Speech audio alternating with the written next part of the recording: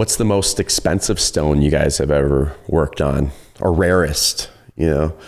Probably what the Alexandrite set was one of the most pricey ones. Yeah. Alexandrite. So, Alexandrite, super rare to have the most beautiful color shift, and it's a true color change gemstone. Where incandescent light, you're going to get those purple hues, and then you go out in daylight and you're going to get these teal screens, and it's really amazing. Do you remember I found that little gem in my parking lot, and it was just glass, color changing glass. Yes. It was like fake Alexandrite. Yeah. I guess. Yeah. And there is a lot of synthetic Alexandrite out there because, well, people do love that shift, but actually owning the material it's way more expensive than a diamond. Welcome to Robertson Stache. Season 5 is brought to you by WNC CBD. Empowered by Puffco. All right. Okay, well, what's up, everybody? Today we are sitting down with Matt and Lauren Tuggle from Tuggle Designs. How are you guys? Doing well, thank you. Yep, we're great. Excited to be here. Thanks for having us. Awesome. So you guys have an awesome jewelry store and you do custom designs here in Evergreen. What first got you into jewelry making in the first place? I kind of first got hooked in high school. I had a really good high school program where we got to learn a bunch of different techniques, and that's kind of where I first fell in love with making jewelry. Oh, nice. What kind of stuff were you doing back then? It's like basic fabrication. I did some wax carving, pretty much a good general all around, like all the different techniques. I remember our senior year, we would each have to learn a different technique, and then we would teach the class throughout the year that technique. So we all got to kind of learn a different aspect in it. Was there lapidary stuff there? No lapidary, but yeah, just like casting, fabrication, enamel, soldering, that type of stuff. Nice. So you're making like gold and silver? It was mostly silver. Silver, I did a couple of gold rings. I thought it was super expensive at the time, but now looking back. Yeah. So wow, what's gold at now? Like 3,500. Oh boy. Like that, yeah. Just rose like 150. It was 300 in high school. Yeah. Damn. Yeah. So that's crazy. Now, when Matt and I met, he was not a jeweler. So I was 21, he was 22. Wow. He was actually unemployed, and he was very excited to show me these 2 woven chains he had made in high school. Wow, and cool. Immediately I was like, what on earth are you doing? Why aren't you doing this? And 2 weeks later, first job at Sears Watch and Jewelry, changing watch batteries, soldering jump rings, and that was sort of the push that he needed to enter the industry. Oh, nice. And from there, everything's just sort of domino effect, and everything kind of fell into place. I changed my major in college from biology to business, not knowing we would do this, but it felt more practical, and everything was a business. Nice. And so then every time he would come home, we were still new to each other, and so we were bonding and learning, and he would teach me all of the lingo and what he learned in a day, how to size a ring, how to do some of the processes with jewelry, and some of those techniques. And still today, I can't do them, but I have a greater base knowledge of what it takes to do that work. when you're selling it, you know what you're talking about. Yeah, exactly. And when it comes to repairs and just assessing a piece of jewelry, I have a much deeper knowledge about that. And so it was this very organic interest between both of us in a way to bond, and then we both just kind of fell in love with every aspect of jewelry and then designing together. And so now it has very much fully encompassed our life, where we live, work, do all of the things together, and it's very symbiotic. Nice. And you guys both handle different aspects of the business, I guess. Very much so. You're more hands-on and you're more on the front face of it a little bit. You're at the front desk and selling. Very yin-yang, right? So Matt's skills. That's what you kind of need sometimes. Yeah. If you're both in there, who's going to sell it? Exactly. And it does take a different type of brain, right? Like the business side, a lot of artists don't cut it out there because they can't handle the administrative side. And that's really important. Yeah. Mm-hmm. Yeah, I can't do that side. Yeah, that's tricky. So what originally, I guess that answers that question. But so high school really was your first taste in the jewelry making biz. Yeah. And then from there, and then you're working at Sears. When did you start making again? So, I mean, I kind of was always making and collecting the tools on the side. It took, a decade for me to build up all the tools that I needed at home to be able to keep making, and every new technique you want to do requires a new tool. And so it was just this constant evolution of buying tools and making things on the side. But I would say I worked about a decade for different people in the industry. I was after Sears, I went to a small mom and pop custom shop where we did a lot of casting along with like the dramatic 90 gallery wires. We would pull all the wires and make all the heads. And then I was there for about a year. And I went to Shane Company. They're kind of like a bigger box chain, and that's kind of I where think I've heard of them. Got good at doing jewelry repair and setting really big stones. After that, I got burnt out pretty quick. 3 years or so there. I went to Todd Reed, which is in Boulder, Colorado, and he fabricates everything from start to finish. Has kind of like a raw, organic look to his stuff. And that was really fun. I got to work with probably like 25 different jewelers at the peak. So learned a lot from all of them. And then after that, that's kind of in 2016 when we launched out on our own. Oh, really? Yeah. So did you guys, how old is Tuggle Designs here in Evergreen? That's what, a year and a half? So we opened the store at the end of 2023. Okay. But we operated out of our home prior to that. So Matt and I, even before Tuggle Designs, we had M Tuggle Creations, so we had another business, and so we've always been making on the side and always hustling. You know, that hustle culture where you are putting in the hours outside of your work. So nice. Evenings, weekends, we were always kind of making our own, and yeah. So were you doing trade shows? Is that an important part?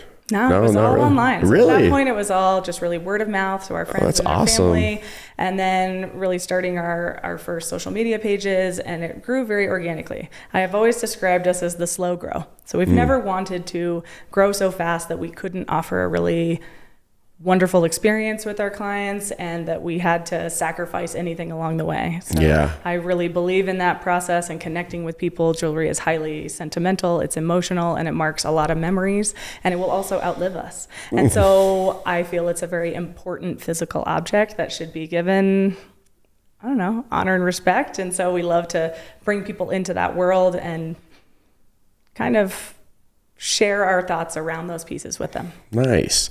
Yeah, slow. Building like a solid foundation when you're starting a business is important. Yeah.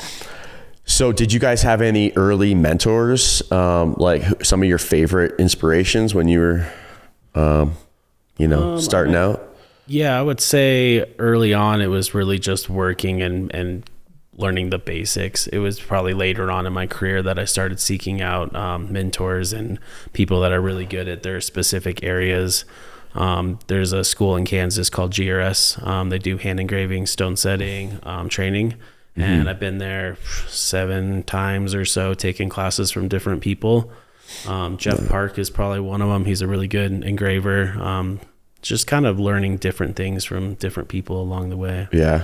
Jeff Park, is he one of the top engravers? That's subjective, but for sure. He's a Rolex engraver, so he's known for doing these crazy Rolexes all over him. So. Nice. I've seen people that do that, and they do the whole engraving all over. Yeah. My buddy, or this dude I know, Serge, from New York, he does that. Do you know that guy? Yeah. Oh yeah, cool. It's a tiny community. Yeah. Yeah, that's awesome. So jewelry making is quite an expensive material to work with. Like, do you guys have a lot of materials on hand when you're working, or do you just buy what the specific client's looking for? Yeah, I mean, over the years, we definitely have collected up quite a bit of materials and gemstones and things, but there is a lot of sourcing for different customs and stuff that we need. So I wouldn't say we keep a ton of diamonds on hand. It's more like when someone needs a diamond, we'll go source that. Yeah. Colored stones, we collect those more. So I would say we have more of those, and we always have a good amount of gold and silver and stuff like that. Where do you collect these from? So we tend to be opportunistic buyers. That means when an old jeweler is retiring, we might love to go through his safe, see what old stock gemstones he has. Oh, cool. Because you can find interesting cuts, but it also might be the cast-offs that they never used in their career. So sometimes it's material that we might want to have recut, or Matt's going to experiment with on a lapidary project, or we can give it a slight discount based on, having to rebuy that material today. And so it very much depends. And then, I can remember times earlier in our career where we had no metal. It was like just a bucket of silver and there was no gold. Gold was only bought by the project.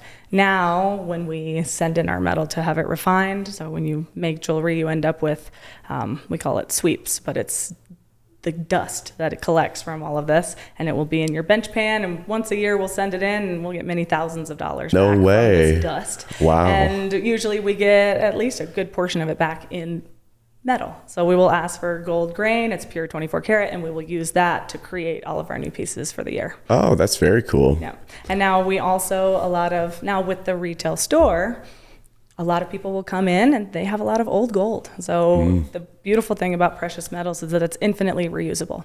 So we love that we can take those pieces that maybe were important in the family, but maybe it's not to that, whoever owns it, it's not to their taste. They're never going to wear it. They just don't like the piece, but it's important to them, and so they hang on to it. Well, I say all the time that something of value doesn't do anybody any good sitting in a drawer.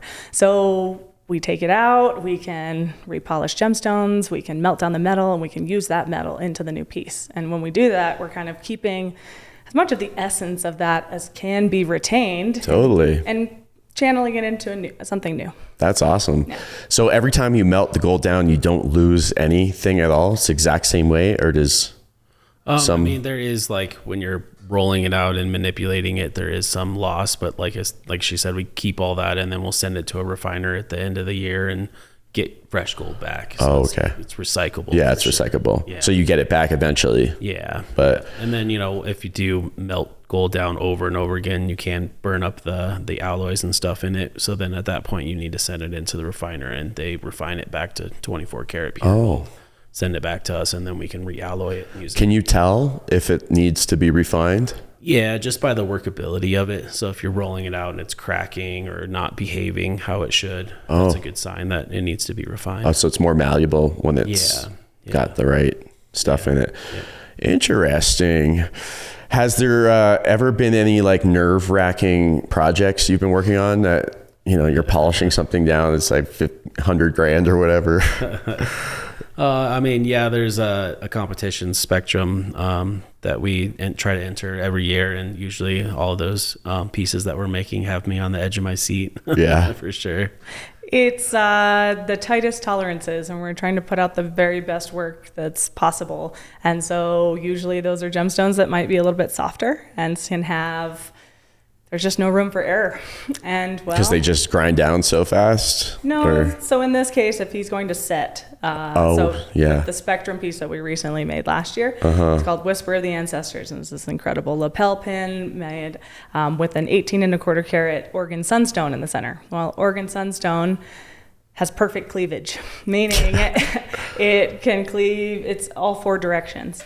And so the wrong pressure in the wrong spot, then the stone can just cleave off, you'll chip off a whole big piece of it. Whoa, and then what happens? It's no good. Got to be recut, or you might have damaged it, so now you have 2 stones instead of 1, and you're going to lose a whole lot of weight. Depends on the extent of the damage. Yeah. Has that happened to you before? When setting? It definitely has happened for sure. I would say lately, if I do have a mistake, it's something that's kind of minor that we could have fixed by a lapidary artist. It's been a little while since I've actually totally destroyed a stone.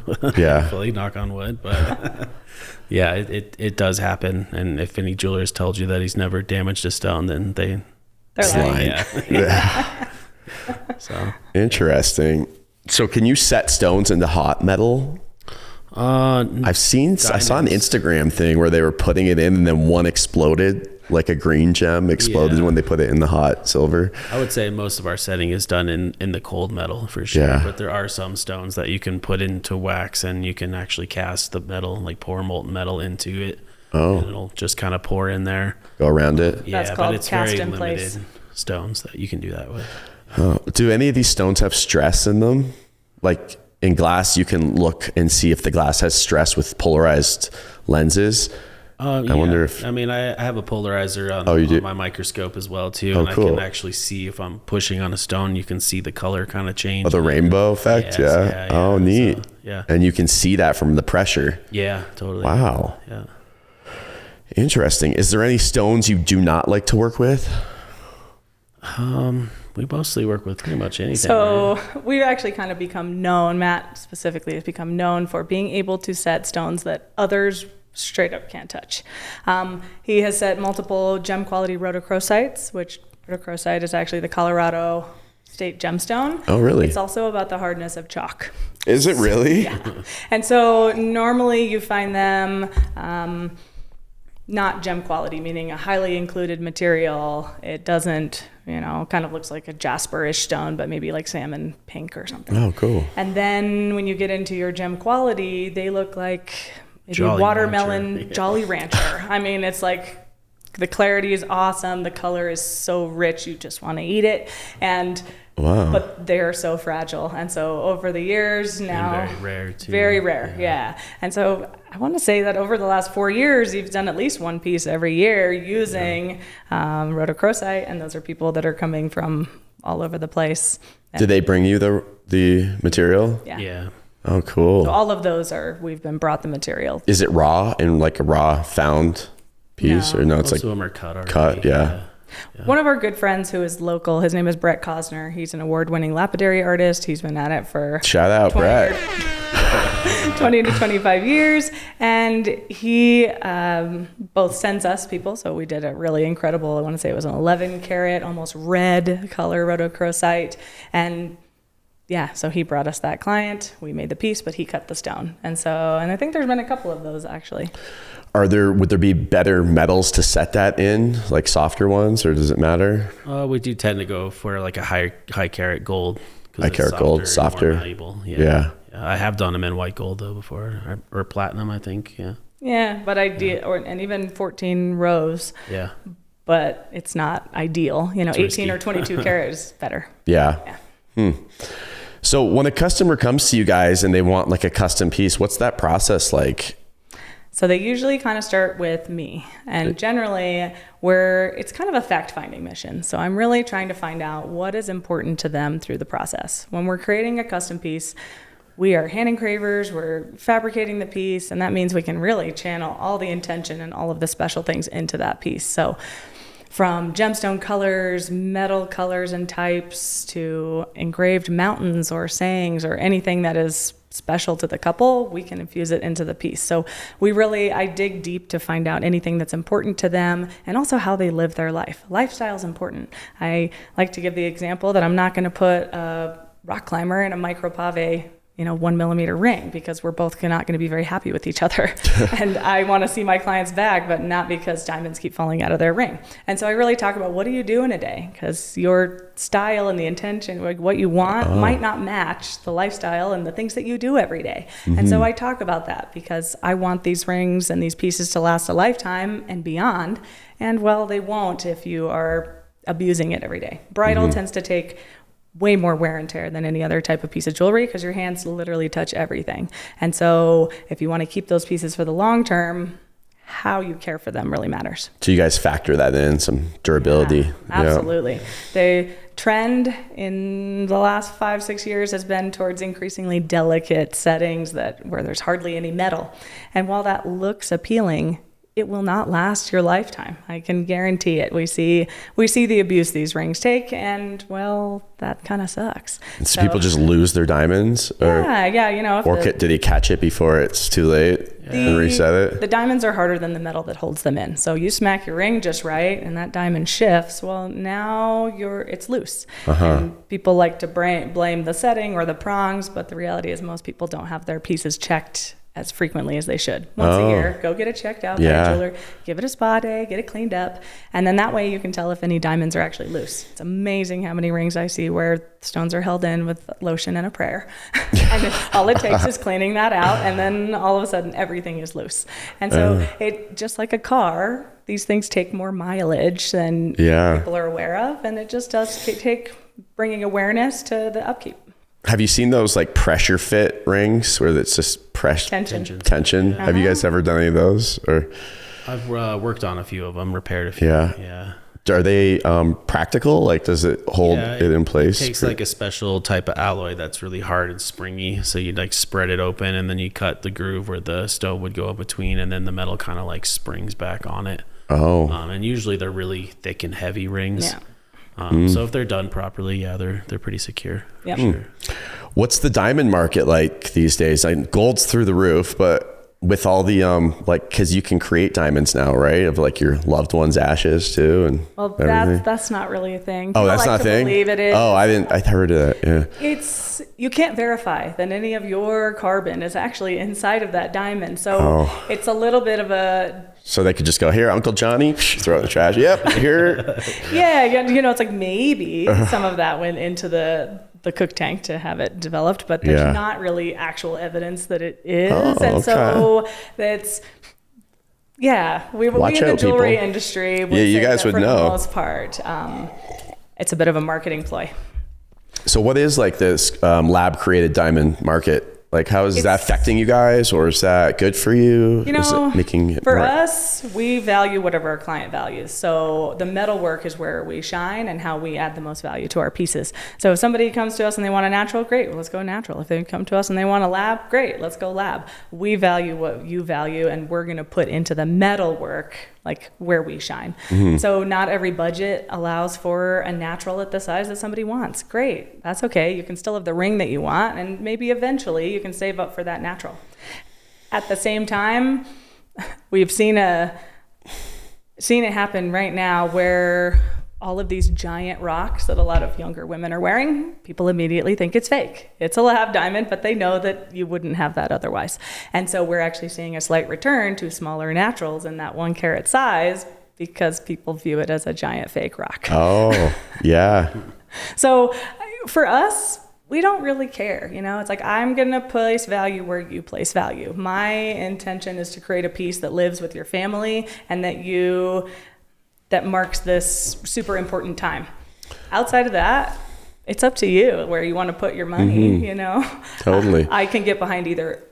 How do you tell? Is there a way to tell the difference, like lab created? You have to do some pretty intense gemological tests to be able to tell. So like the average person looking with like a loop, you aren't going to be able to tell. Because a diamond tester would pass both, right? A diamond tester, at the atomic level, it is still the same diamond structure. Yeah. Okay. And so you do have to either have a lab diamond tester, which is looking for other things. But, if I was to look at 2 diamonds, one's natural, one's lab with the exact same specs and everything. You can't tell? Mm-mm. Huh. Now, my gut might be like, I'm feeling this way, but I can't say with any certainty. So is there any like issue with authenticity? Like in the market right now, are people like passing off lab for natural? Always. That's always, anything of value, people always try to make a quick buck and rip somebody off. So forever there's been issues of people trying to polish off or like laser inscribe a GIA number on a lab diamond that's actually it's a natural stone on that report, and they're putting that report number on a lab grown stone. They mark them somehow with a laser? Yeah, so usually the edge of the diamond is marked with a laser, like a number. No way. Tied to the certificate. On every not on every one, but and usually it's if not it's of substantial value, then it'll be. Is that right? So it's got like a little serial number kind of. Yep. And is that visible to like your eye? Under magnification. Magnification, yeah. And is it on the backside, I guess? Or It's is right it on the edge. Girdle. So it's like the girdle separates the top crown facets from the bottom pavilion facets on any stone. And so it's that like very midpoint, and that will have a laser inscription right there. That's crazy. With a report number, and you can go look up that report. Like if I was to send in a diamond today, I can have that done. It's an additional service. You can get it done with I could have a message to you. Robert, Tuggles are awesome. Like you can have anything put on there that you want. And then also it can be tied to a report. That's cool. So people are like faking those now on lab ones. For forever. That's nothing new. Yes. Crazy. Yeah. This episode is sponsored by Mood Mats. Man, what a great product they are. They're made from 100% recycled wetsuits. Mood Mats are essentially coasters for your rigs. They keep the mess levels down when you're dealing with sticky, shattery, wax, oils, and concentrates, all of the above. They do a ton of collabs with lots of artists, musicians, all sorts of interesting people. It's a great way to expand your brand. So if you are a small business or an artist interested in expanding your reach, hit them up at moodmats.com or on Instagram at moodmats.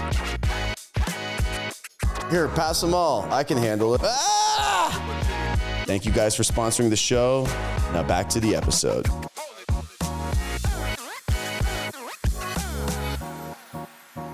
Is there any stones that you feel are most enjoyable to work with?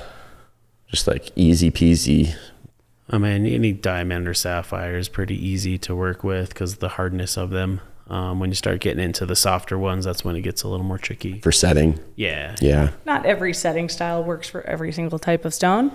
We love using sapphires and garnets specifically because you can get both of them in every color, like all the colors. So when we love using color in our work, and so anytime we can, greens, purples, all of these fun, interesting tones, we love that. Sapphires tend to have that hardness and the durability, but also the most amazing range of colors that you've ever seen. And then on the other side, we love using garnet because you also have this incredible range of color with wonderful clarity, but it doesn't come with the price tag of some of the other gemstones that, precious. So we like using Savorite garnet and demantoid garnet. You get these crazy poppy, bright Kelly green, but it's not the emerald price tag. And you also get slightly better clarity out of it. I love emeralds. You can't really match that color, but we tend to not use them so much in our work because, well, clarity is an issue sometimes. You have to worry about the treatment of them long term. How do you treat them? They oil them. Oiled. Oh, oil, eh? Yeah. Which will fill inclusions within the stone and just make it appear as a higher quality. Oh. What's the most expensive stone you guys have ever worked on, or rarest, Probably what the Alexandrite set was one of the most pricey ones. Yeah. Alexandrite. Alexandrite. Super rare to have the most beautiful color shift, and it's a true color change gemstone where incandescent light, you're going to get those purple hues, and then you go out in daylight and you're going to get these teal screens, and it's really amazing. Do you remember I found that little gem in my parking lot and it was just glass, color changing glass? Yes. It was like fake Alexandrite. Yeah. I guess. Yeah. And there is a lot of synthetic Alexandrite out there because, well, people do love that shift, but actually owning the material it's way more expensive than a diamond. Wow. And so you're just talking big money. The Alexandrite wedding set that we made, our client came to us definitely knowing that he wanted Alexandrite. When we showed them stones, they both fell in love with a marquee, which that also makes the job more challenging when you really have a shape that you're going for within a certain color profile. I mean, for hers, I literally could only find 2 stones. Thank God she loved one in of the them. whole world.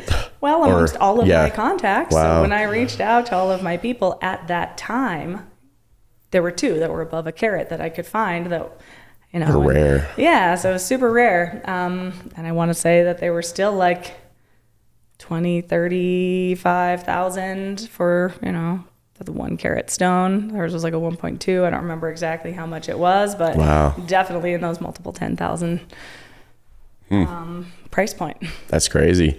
It's awesome. And so is there, is that market changing at all? The Alexandrite market, is it going up or? So because one of the 2 areas that you would get Alexandrite from is the Ural Mountains in Russia, you cannot get them right now because of wars and everything, all of that. So actually material coming out of Russia, that's not really, you can't really get it right now. So it's just what's out in the open market. So most of that comes from Brazil. So Brazil is where most of the Alexandrite comes from that you'll hear about. And that's where hers came from. So slightly more sultry colors. His was from Russia, slightly more poppy, bright colors. And the clarity tends to be a little bit different out of the 2 locations in the earth. So it's just it's pretty cool. But they both have the color shift like that? Yeah. What causes that color shift? Do you know? Not too sure. Crystal structure, but we're not knowledgeable enough to really go into that, to be honest. Yeah. Interesting. Is there any other gems that change color? Yeah, for sure. Oh, cool. So doing color shifts and color You can have, change. sapphires, garnets that do that. Oh, there's quite a few. Yeah.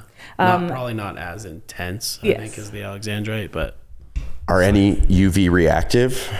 Tons, yes. Really? Big Because tons. natural rubies are, right? Yeah. Yeah. And so depending on what type of other chemicals are in the ground at the time that When it they're was being formed. created. Yeah. Yeah. Oh. And so I know that, I don't want to say anything incorrect. But it's there like- is a few Yeah, out there. definitely. And so we actually created a piece where we had collected diamonds over about a 3-year period and would pick out the ones that were UV reactive. And we actually created a piece that all of the diamonds were color matched for their color in UV light and not for cool. in daylight. Yeah. Raver ring. Yes, Ugh. straight up. That's pretty neat. Do you have any personal favorite pieces that you guys have created? I think my most recent favorite is the feather lapel pen. Oh, 'cause for we that made show? it- yeah, we made it kind of as an ode to my ancestry, some part Cherokee. Oh, nice. So yeah, that's probably my most recent one. It was cool too because with that piece we all worked on it. So the shop pretty much we shut down for 2 weeks. We didn't really work on anything else. Matt and Kyle were fabricating and setting, so we alloyed all the gold in house. Everything was, handmade. Matt, the way that the cords actually go over the stone, so there's a big Oregon Sunstone in the center of that. The way the cords go over it, there's actually a channel carved into that stone, and the cord actually sets it. Oh. But we had to figure out that perfect angle of how the platinum goes over it because Matt couldn't set all the diamonds on top of that sunstone. So we actually had to set it separately on a I don't know, in his vise. And then from there, we had to install it onto the piece. And, well, that angle wasn't 100% perfect the second time we went to put it back on there. Oh, So no. trying to, some of those challenges. Now, let's see, outside of that, one of my favorites that we ever worked on was a custom ring that we did a John Dyer sapphire in the center with this crazy top plate of all of these like bright cuts with diamonds set in between. And she really wanted this big look because she was only just going to do the one ring. And I love that because that's a really bold woman that doesn't want to have a wedding band that's willing to like go for a knuckle to knuckle ring.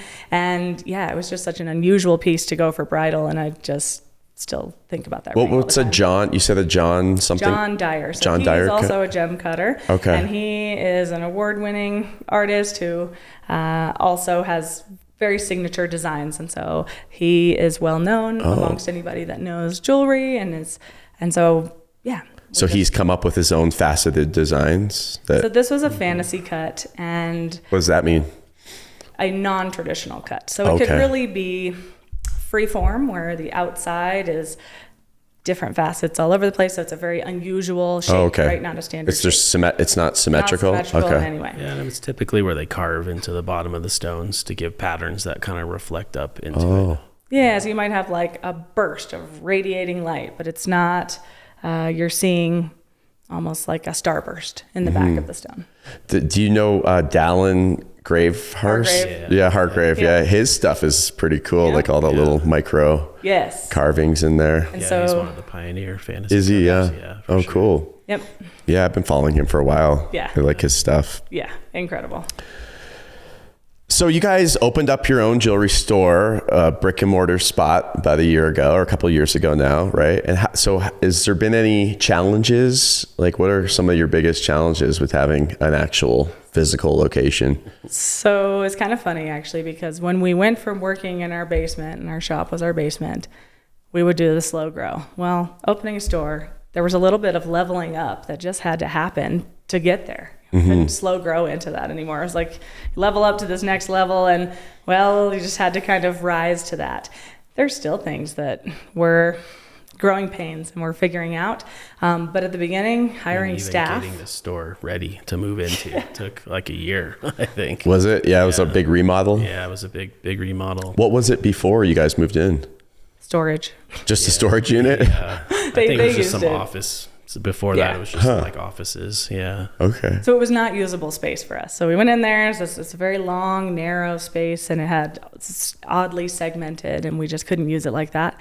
And so we had to gut the whole thing. And when you do that, you have to have new architectural plans and all of the things that come along with the demo and just commercial builds.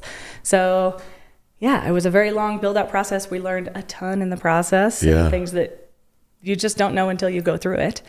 And We love having the store though. So it definitely feels like the first place we have fully designed out start to finish, and it feels like an extension of who we are as artists. So we really wanted to carry that through in our space. It's kind of our own attention to detail, and people do comment on that they can see our style carry through and just the environment. It's a great space with the little viewing window. You can see everyone working in there. Yeah. How many people do you guys have working there now? I think we have 3 full-time employees. And they're like crafting the... 2 in the shop and then 1 up front. Oh, okay. Yeah. Cool. Yeah. So that was a weird growth thing, and probably the scariest step we've ever taken. Yeah, that's a big one. Yeah, actually hiring employees and keeping somebody on payroll and being responsible for their livelihood. It's one thing that when we have to sacrifice, and Matt and I as a team get down and maybe do something that's really hard, but it's a different thing when someone else in their family is relying on you. So we didn't want to take that step until we were 100% certain that we could. And then all of a sudden, very quickly, it's like we hired one, and within a year we had 3 employees, where there's 5 of us, obviously, Matt and I. But it's been really fun to actually have people there that we like and kind of bring our brand ethos through. You can tell that they pick up on what we do, and they're relaxed because we're relaxed, and how we talk about the jewelry, that's how they talk about the jewelry. That's and that cool. We all, that's been an interesting piece that I didn't expect I would like as much as I do. So are your employees like, do they specialize in different aspects of jewelry making, or are they all kind of just metal smithing? Or in the shop we have Leaf. He was just graduated high school, so he's kind of like our apprentice, and we've been teaching him repairs, teaching him how to make some of our lower level stock things. So yeah, he's kind of just, I kind of like to think about it how I started. We went to the local high school here in Evergreen, and we did a little talk, and we're looking for somebody, and he was beating down our door. And so nice. Yeah, we wanted to kind of give back in the way that I kind of got my start as well. Cool. And then we have another guy, Kyle, and he has like 25 years of experience. I would say mostly in repair, but he did do some custom early on in his career. And we've been kind of training him on the hand engraving and how we like to make our jewelry, but he's been a great asset and usually does most of our repairs too. This episode is brought to you by WNC CBD, a family-owned company based out of Asheville, North Carolina, committed to quality, transparency, and community. All of their products are third-party lab tested to ensure purity and consistency, so you know exactly what you're getting. No shortcuts, no surprises. They're proudly partnered with the Last Prisoner Project, supporting criminal justice reform and helping release people incarcerated for non-violent cannabis offenses. WNC CBD also gives back through their Carolina Comeback, with 100% of proceeds going towards helping North Carolina rebuild from Hurricane Helene. They have discounts for veterans and over 18,000 5-star reviews. It's clear their customers feel the love too. If you're looking for quality and a mission that matters, go to WNC-CBD.com and put in code STASH25 for 25% off of your order. And we know him, we've known him for a long time. So Matt and him worked together at Shenko forever ago. He had been there for a long time. And yeah, so we just have, and then up front, I have a gal, Abby, who works with me. And Abby had no experience in jewelry whatsoever. She's hasn't even been with us a year, but was very eager to learn and had the right attitude. And we really believe that culture is everything, and that if you have the right desire to learn, anything can be taught. So I'd much rather find somebody that fits with who we are and our vibes and that I look forward to seeing every day than somebody that's maybe like the very best optimal person, but I can't stand being around. You know? For real, yeah. Do you guys go to the gem show that's coming into town next week? We typically do. Yeah. Sure. Yeah, it's a good one. And then Tucson, we also go in February. Is that like the best one? That's the biggest one. Yeah. Yeah. But the Denver one's pretty decent too. Yeah. Do you guys like scoop stuff there sometimes if you see something? Yeah, for sure. Yeah. Definitely.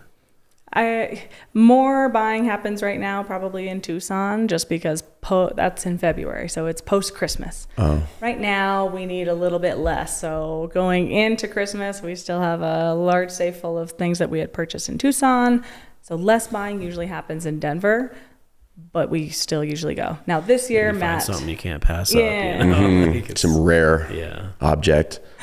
Yes, gemstones, they call to you. And you just don't know why you need something sometimes, but sometimes you're like, the pull is strong, the price is right, I gotta have it. It's going home with me today. What about Moldavite? Do you guys ever work with that? We haven't, I don't believe. It doesn't mean that we wouldn't. We tend, it's not one that I think we have a whole lot in our safe, and nobody's come to us asking for a custom. So would that be considered like fine gemstones or like semi-precious? Semi-precious. Yeah. So you have your semi-precious and precious, yeah. which is really just your sapphire, emerald, ruby varieties, or your technically semi-precious. Precious. Oh, precious and diamond. And then everything else kind of falls into the semi-precious category. Maybe aquamarine, I guess, falls into the precious. So yes, but it's sort of like of the. What's that one that changes color again? Alexandrite. Alexandrite, is that precious? Yeah. That's precious. Yeah. Huh. Yeah, Moldavite has an element that's not from this planet in it. I like that. Yeah. We've It's like definitely worked vibrating. with like meteorite and things like that. So, yeah. Any moon rock? No, I have a piece of moon rock from when I went to the Gem and Mineral Museum in Maine. Oh, really? Yeah, but it's just more like a little specimen thing. How big is it? Pretty small. It's tiny. No way. Yeah. But they have some really Is impressive. it bona fide, legit? Yeah. Moon Certified. rock. Yeah. They had some huge ones at their museum, though. Really? For sure. Because the first time the astronauts got back from the moon and then he gifted one of the presidents like a little moon rock, it wasn't actually a moon rock. It was like petrified wood or something. What? So, I guess Alan Shepard lived here in Evergreen, and his house is right down there, and there's supposed to be like $2 million worth of moon rocks in his basement. That's amazing. And Willie Nelson's house is for sale right now in Evergreen too. Actually, yeah. I didn't know that. It's only 1.6 million. You know, It's not that bad. Not from that around bad. Here, actually. Yeah. Have you ever had to say no to a client because their request was too impractical? Yeah. Yeah. For sure. Definitely. Because of the nature of the work that we do and kind of the craziness of our designs, it means people come to us with the wildest things. They can be really complex, sacred geometry and this and that and the other. And sometimes, budget doesn't match desire at all. And Yeah, I would say that's the biggest thing. Yeah. Typically, yeah. So it's more that it's not like a no, it's that we can't come to an agreement as far as price and what their vision is. Okay. And so when those two things completely don't align, it is a no. And then every once in a while, there are things that repair-wise, sometimes we will have differences of opinion on what we can do. And sometimes I push them and they do something they warned me against. And it wasn't the best decision and we break the stone or something. And so definitely there are times when we should have said no and we didn't. And other times when it's a hard no because the piece just can't accommodate what they're asking. Maybe it's a really old antique piece and they want to have the whole setting in the center changed for a different stone. And it's like, there's literally not enough metal around there to build off of. It's like structurally not able to do it. Correct. Yeah. And so there are times when people just want you to do something when you just can't, or because we do repair, there are times when we're an all or nothing shop, meaning if you come to me and I see that your diamond needs 6 retips and you just want me to do the one where there's no prong, I can't. I'm not going to do it. I'm not going to do the one because I have to do all 6, because the moment you leave my store, one of the other ones is going to break off and you're going to claim that it's my issue, and it's not. I've warned you what happened. And so in those instances where too many other things can fail, we will turn down the work. Yeah. That's smart. Yeah. It's just like replacing one tire when you need 4. Yeah. Oh yeah. Like, sir, I can't let you leave here. Yeah. This car is not safe. Yeah, it's like the other 3 are bald, but the one is flat. And he's like, just do the one. And you're like, no, you're going to get, yeah. Yeah. I guess like when you're giving your clients the final piece, that reaction, that must be like pretty cool to see It's the best. Yeah. Is there a lot of tears ever? Or For sure. Not every time, and it depends. Like a lot of our engagement rings, which those are so exciting, we don't get to see her reaction because, we're not part of that moment. Yeah. And that's totally fine. We shouldn't be. But we're always super excited, and I'm always very curious to see my grooms because they some of them are so into it, and they were as like excited about designing and into the piece as she was. And so their excitement, they are like so pumped to give it to her that it's like the best thing ever, and I can feel that from them. And other times you can't tell as much, and you know that it's purely for her and he's just doing what she wants, but there's still that like the love there, which I can still appreciate, right? Like, this isn't your thing and I can tell, but you're doing it because she loves it, which means the love is there. Yeah, totally. And then other times you do something that feels like a really small job. Recently, a gal from my kids' daycare, she had a cross pendant from her grandmother, Ruby, that she wore all the time. And it was like, cross was from her mother that she made in high school, but it was on a chain from grandmother Ruby. And so she'd been dreaming about it for years to add the chain to the cross. And ultimately we melted the chain down, put it in this channel of the cross, put a little ruby in the center. Tears flowed strong. You know, it was like her best reactions when it's like sentimental stones or metal that we're kind of breathing new life into. Totally. They get to keep that with them and actually enjoy it.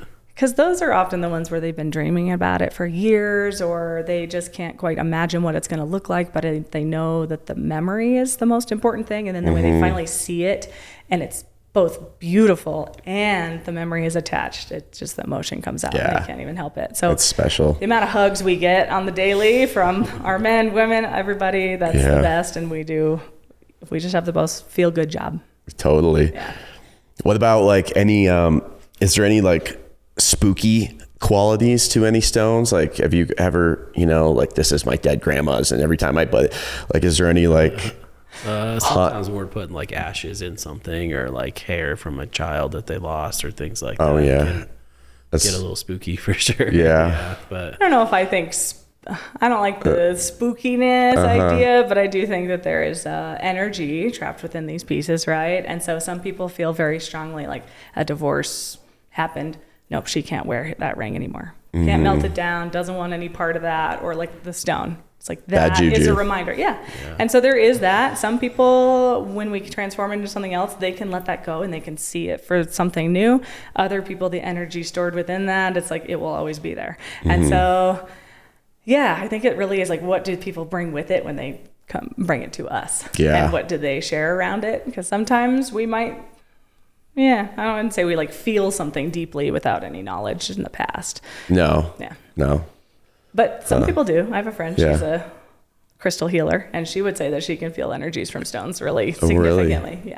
Yeah. I don't. So it's like we just have a difference in how we feel those. Yeah, I know somebody that can't even touch moldavite because they say it's like I don't even know that she can't get near it or touch it. Interesting. Yeah. That's what she says. So are a lot of your clients from Colorado and Evergreen, or are they all around? Do you do like remote kind of shipping work too? Yeah, I would say probably majority of our clients are out of state because of our Instagram following. Oh, cool. But it's kind of shifting more as we have the store here and more people are kind of discovering us and coming in and seeing what we do. Most of our custom work goes out of state still. Oh, really? Sure. So I work with people near and far. We do things via Zoom call, phone calls, a lot of emails. But as we have had the store, I'm noticing a big shift, especially this summer. It's become a lot busier, a lot more walk-in traffic every day. Somebody new saying their friend, neighbor, friend, whatever, raved about us, and they just had to come in. And it is the ultimate compliment because I do not just run out to go to a business my friend tells me about unless I need it. And people will come in literally just to browse. So-and-so said you guys are great. I just want to come and see what you do. That's cool. Very cool. Yeah, I've heard that too. Like some of my friends are like, I'm getting a wedding ring or something. One of our friends is getting something custom through you guys. Oh, that's awesome. Yeah. That's really cool. We love the organic as it's starting to pick up, and then having kids in school now, like one of the whole reasons we wanted to open the store in the first place is to build community. So we really wanted to cement ourselves somewhere where we're going to become friends with our kids' parents and also where we're going to get to know a smaller community. And Evergreen definitely feels like the right place for that. We like the vibes here and everything just feels good. Where were you guys from before? Or? So we lived in Westminster. Oh, Westminster. Okay. Denver and Boulder. Yeah, I know. That was right down there. Oh, cool. And that was great, but we were in a suburb where I could stand on my back deck and look six houses deep in either direction and see into their backyards. And ultimately, we wanted our kids to have a slightly more wild childhood. And so when we thought about where we were going to plant ourselves for 20 years while we raised them, we knew we had to go west. Yeah. Yeah. Yeah. It's a nice place to raise a family here for sure. Yes. We just want to chase the powder and go snowboarding in the mornings. And,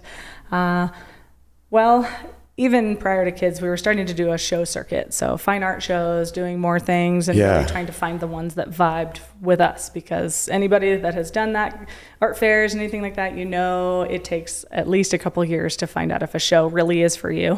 Placement, where you are in the show matters, how much you have talked about it, how much advertising they do. So all of these different factors go into that. And the first year just might not be the best sense of whether that's your show or not. Yeah. And we kind of quickly realized with COVID and baby that we didn't have time to go out and find our shows and what we were going to do, because we knew that we had to grow and it wasn't feeling right to be in our basement anymore. And so we decided to open the store and become a destination and have people come to us instead. Yeah. But you guys still do some shows, like just the one. Just that one? Oh, really? Green Fine Arts. Yep. So it's really just because it's now in It's our your backyard. hometown. Yeah. Be a part of the community. And everybody thinks we're interior designers because Tuggle Designs does not have jewelry So you in have the to name. go and prove to them that Yep. you're not. And so this was the first year. This, I think, was our 5th or 6th year doing the Evergreen Fine Arts Fest. And this was the first year where people stopped and looked at the sign. They're like, Tuggle, oh. And it like clicked that they Yeah, had that's seen good. it a bunch of times before. And so now, I expect to, already we've had people pouring in from that, and I expect to be the busiest Christmas ever. That's awesome. Yeah. Very cool. And the weather looked a little crazy at the last show. Yes, artists holding on to their tents for dear life because many inches of rain and snow. That was and Crazy wind. yeah. But you guys, nothing, no damage or anything? No, we were fortunate. We were just Nice. pulling the tent down. Yeah. But Luckily, the jewelry wasn't going to get too damaged anyway. It's like Yeah, I it may can have get had wet. something, a glass break, but at the end of the day, I felt much more worried about the painters and everybody else in the area that actually had things that would be truly ruined. Mm-hmm. So where do you see your guys' business going in the next 5 to 10 years? Are you going to stay there or expand? Can you expand? definitely need to expand. Yeah. Yeah. Already running out of shop space, and there's more equipment that I want. We don't have anywhere to put it right now. So yeah, I definitely see us expanding. I'm not sure if we'll stay in the same shopping center or buy a building somewhere. We'll see. The store was a big test for us. It was do we like being open to the public? We did not need it to support our business, but it was more of does that feel valuable to us, and do we like that? And it definitely feeds something for me, big time. One of my favorite jobs in the past was working at Peaberry Coffee. I loved being a barista and just getting to know my regulars. And I get bite-sized chunks of people, and I get to check in with them, and socially it's a really nice interaction for me that I get to know them in small bits over time. And I didn't realize that having the store would do the same thing for me, but I do. I get to have my regulars that stop in just to say hi because they did a yoga class, and they come and see me for any little repair or big gift. And that is a pretty cool thing that I didn't realize was coming. And so I do love that aspect of having the store. But yes, the big question would be, are we going to stick in that exact location? That's still probably too early to be seen. It was such a heavy investment into that space that yes, I think that we will be there for probably, at least 10 years total. So we'll be there for some time. Now, will we expand? Maybe. I don't know. Studio space? Yeah, perhaps. Yeah. There's options there. So that's not out of the question. And while we have plans for the future, we also like to loosely be able to pivot at any point because, what you think might work might not work exactly the way that you want. So even now, there's little things that we're refining and letting go of in our business that don't serve us the same way that they did 5 years ago. Mm-hmm. And so that's a constant refining. And while it can be challenging, it's also kind of the best part of having your own thing is that you're not at the whim of somebody else. You can make decisions for yourself along the way. Totally. What's the best advice you have for any people trying to run a business? That wasn't the greatest question. Be authentic to who you are. We really believe in honesty first. So even if I have to give somebody really bad news about their piece, like they haven't seen a jeweler in 30 years and they've worn it, everything is worn, really sucks, but the cost of repairing that is going to be like a new piece, and that really blows. But I'd much rather give them that information and make a plan to attack it and just do it in the most gentle way that I can and let them know that I'm here and I want to be like an ally in attacking that, and really bringing that through everything that we do. So we really try to be honest in our approach, be kind to people, because these things do matter to them a lot. Even a piece of costume jewelry that might have no value, it might be highly meaningful to that person because they don't have grandma who wore it every single day or whatever it is. And so we really just try to bring that authenticity into everything that we do, and focusing on story and how it impacts people's lives. Yeah. Straight shooting, telling it how it is, I guess. Pretty and much. building trust, you know, like this business, you kind of got to build trust. All you about know, the trust. yeah.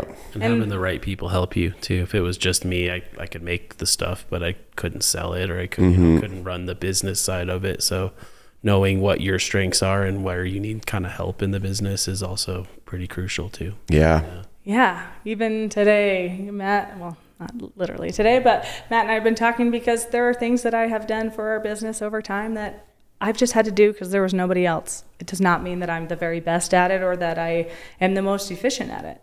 And finally, I'm like, you know what? Finally, maybe it's time to let somebody else do those things that aren't my strengths anymore, or that I don't want to spend time doing. So recognizing when it is time to let someone else take something over, or bring somebody in that can do it more efficient than you can. Yeah.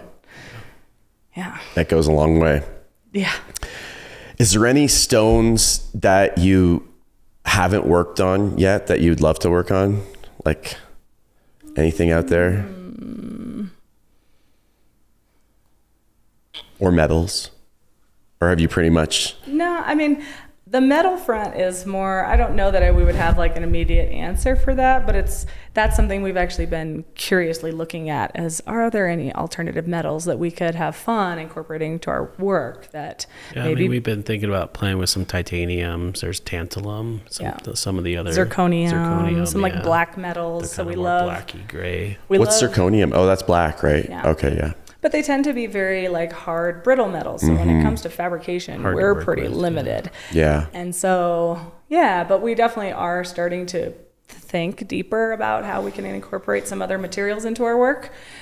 Is science are they ever developing new formulas of metals with different alloys and stuff, make them more durable? Yeah, for sure. All the time, I would say. Yeah. What's one of the latest ones?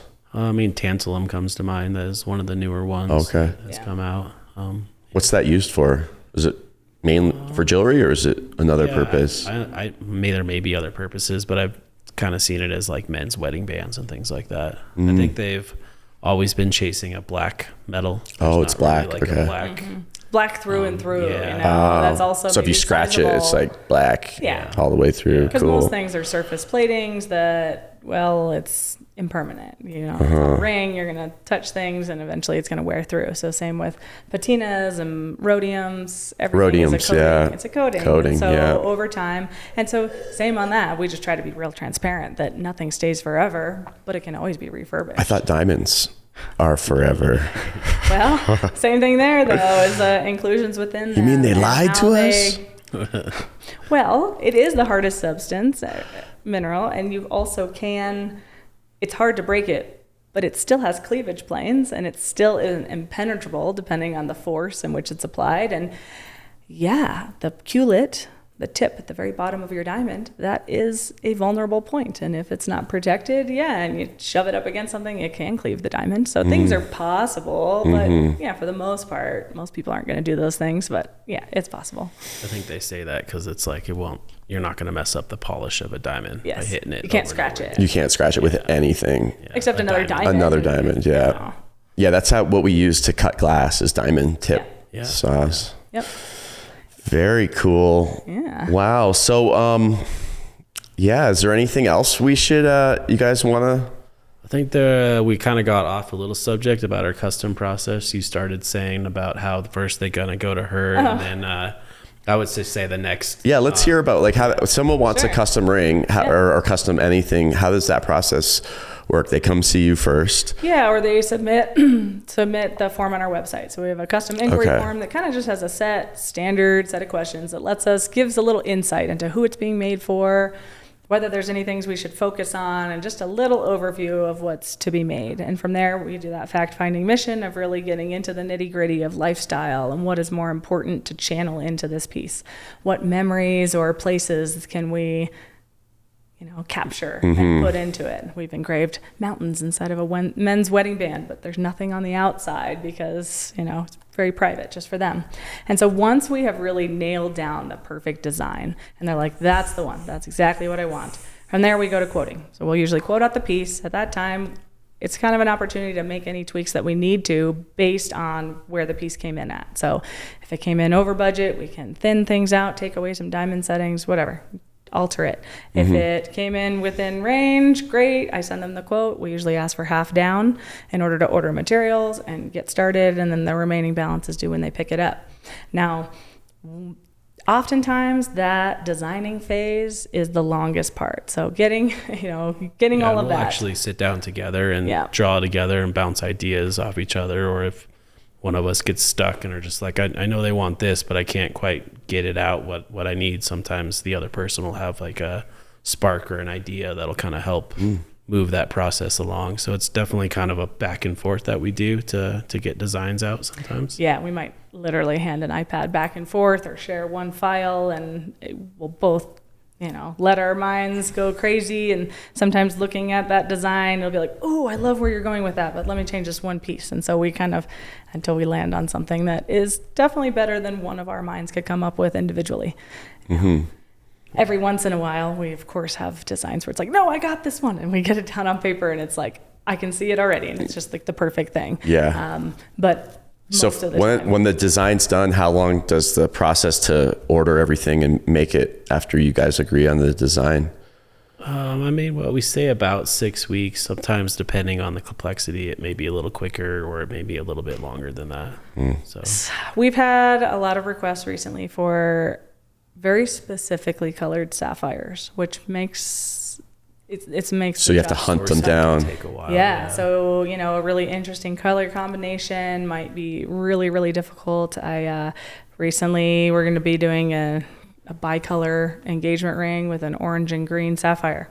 I can tell you that everybody told me to stop looking when I first shared anything about that, because they were like, that color combo does not exist. You're not going to find it. I could find green yellow. I could find blue yellow. I could find I've looked at thousands of stones. Found one that were very close, golden yellow, or something, but it was not a true yellow. Orange. Golden orange, but not a true orange. And finally at JCK this year, we're walking around in this, small box of all these other cram sapphires. I was like, oh my God, there it is. Wow. And I found this sapphire. It was terribly cut. I had to have it recut by our friend Brett. And it's a little bit of a darker orange, but it is a true orange. And man, it's a perfect green-orange split. Awesome. And it will so the customer was just waiting until you kind of sourced that out pretty a little much, bit? Some of those, if you want something really, really specific like that, yeah. you are going to have to wait. I can find you many other options, but if you have your heart set on something and you're going to dig your heels in the sand, I can only... we can only put so much time all the time into it, and you don't have to wait until that material surfaces. Yeah. Nothing else. The Alexandrite set took like 8 months or... I think it was a year. Really? Total. Yeah, to source everything and do the designs. And the build was also really complex. And so I remember when Matt and I went to draw that out, and the first time he drew the side view, so looking through the ring, oh my gosh, the top was so wonky. And I was like, it doesn't look like that at all. And he's like, well, I'm really having a hard time seeing it, like really being able to nail down what that would look like from the side. And we had to sit there for a couple hours and really visualize and be able to get it down on paper. And now when it went to actually build the piece, I guarantee that made it go a lot faster to actually get that out. But there were still a lot of things that were really technically challenging, like setting 0.8 millimeter diamonds in between all of these, and all these really, really tight confined spaces. So, yeah. Cool. Yeah. Do you guys have a 3D printer at all, or No. So we don't really do too much CAD at all. We just basically hand fabricate everything. Oh, with like wax and No, not even wax. We're just basically melting metal down and rolling it out into sheet and wire and using hammers to kind of form it into shapes that we want. So being true like a fabrication shop, there aren't really casted components, and there's nothing that we're using CAD for, and that really is our niche. There's a lot out there, and we have nothing against CAD, but Matt loves it when he can actually I'm going to make the metal and I'm going to make all the parts that I need for this piece. It's more satisfying for us, and we are able to deliver a more unique product for our client. That's awesome.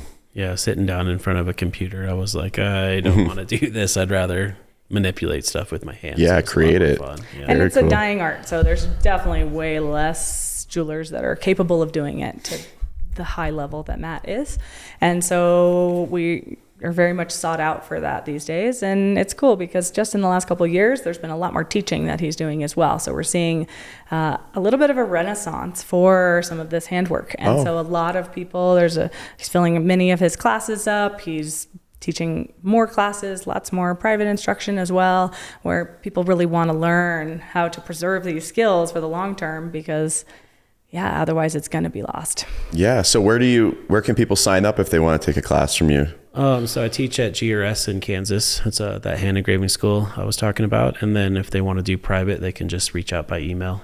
Okay. And at the school, is it like every year you teach a class or multiple? Last year I did 4 classes. Okay. I think I might do like 3 next year. So Nice. It's typically between 3 and 4 classes, and they're a week-long class with about 10 to 12 people. Very cool. And where could people check out to see when they are? Is it on your website or on GRS.com? GRS.com. I believe it's beginning of December. Maybe they release the classes, and then sign-ups early January. Okay. And they typically fill up pretty quick, so you got to kind of be on it. Cool. And then you teach private ones at your shop? In our studio. Oh, nice. Okay, cool. Well, I mean, that was pretty great. I learned a lot about the process of jewelry making and design. Do you guys what's your website? So we're tuggledesigns.com, Instagram @tuggledesigns. And that's really the best. Instagram is probably the best place to see the largest amount of our work right now. I am working on our website, but as entrepreneurs that are also parents to young children, there just aren't enough hours in the day to get it all done. So some things are not quite as fully finished as we'd like them to be. So I hear you. So always we're a constant work in Instagram is a progress. good spot to see all your works, portfolio. And we like to show start to finish process on a lot of reels. So we love showing the back end and what it actually takes to do this type of work and how much process is involved. I joke all the time that half of my job is education, because people don't know what it takes to make handmade here in the US. And so we like to give a good insight into that. Yeah. You do a great job at it. Hey, thanks, man. Yeah. Well, guys, thank you so much for coming in today. And if anybody wants to check out a custom piece, go to tuggledesigns.com or Tuggle Designs at Tuggle Designs on Instagram. Yep. Yeah. Okay. Yep. Cool. Well, thank you guys. Yeah. Appreciate you coming in today. Thank you so much for having us. Yeah. And it's fun to share what we do. Yeah, totally. Another artful world. Awesome. Great. Okay. Well, we'll see you guys next time. Thank you. Sure. All right. Thanks for tuning in to the Robertson Stache podcast. Hope you enjoyed today's episode. If you want to support us, please hit the like button and subscribe to our YouTube channel. Also, we want to hear from you. So if you have any comments or questions, please feel free to reach out. Hit the website, hit the link. We'll see you next time.